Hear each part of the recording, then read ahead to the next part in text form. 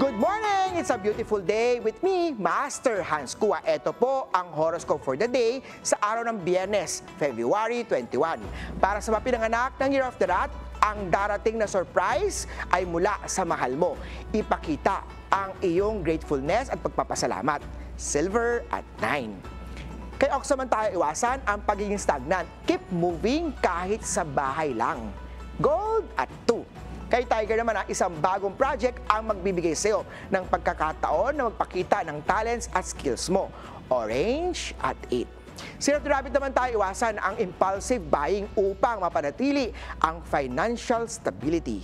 Purple at 5. Kay Dragon naman tayo, ang tamang komunikasyon ang magpapatibay sa inyong relasyon. Pink at 7. Kay Snake naman, subukan bawasan ang paggamit ng gadget para mas maganda ang focus. Blue at 4.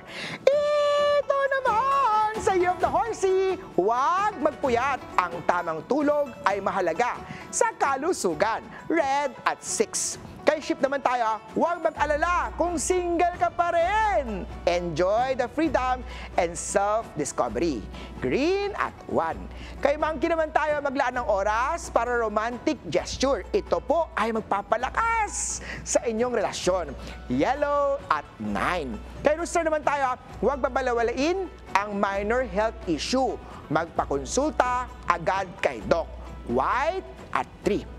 Kay Year of the Dog naman tayo, mag-focus sa positive na traits ng partner. Iwasan ang masyadong pagiging kritikal. Silver at 5. Sa Year of the Pig naman tayo, kapag bukas ang komunikasyon mo, ito ang magiging susi sa mas masayang relasyon. Orange at 8. Palala lang, ito po ay patnubay lamang. Ang tunay na swerte ay nagsisimula sa pagiging totoo. Ako po, si Master Hans Kua.